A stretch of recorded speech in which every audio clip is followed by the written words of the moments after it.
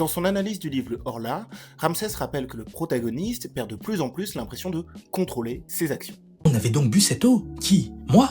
Moi sans doute. La répétition des questions nous dit que le narrateur ne se reconnaît plus comme l'auteur de ses propres actes. Cette sensation est associée à un concept en psychologie cognitive appelé le sens d'agentivité. Et pour le comprendre, on fait un tour dans la boîte noire. Le sens d'agentivité peut être défini comme le fait de se sentir auteur ou autrice des actions que l'on réalise et au travers d'elles des conséquences qui leur sont associées. Dans le Horla, le protagoniste semble perdre peu à peu son sens d'agentivité et réaliser des actions dont il ne se sent pas l'auteur, comme si une force extérieure le poussait à agir.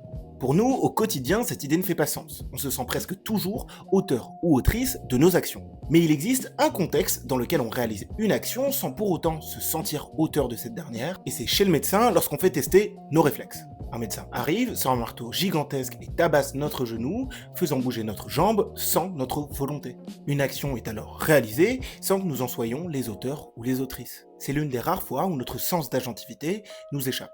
Il existe des pathologies qui viennent altérer le sens d'agentivité de façon durable, comme Parkinson, ou des syndromes comme Gilles de la Tourette. Avec ce syndrome, on réalise des actions de façon involontaire, sans éprouver de sens d'agentivité. Le sens d'agentivité est donc un concept complexe, intrinsèquement associé au concept d'intention et de responsabilité. Le perdre peut nous donner l'impression d'être dépossédé de ce qui nous accompagne depuis notre plus tendre enfance, notre corps.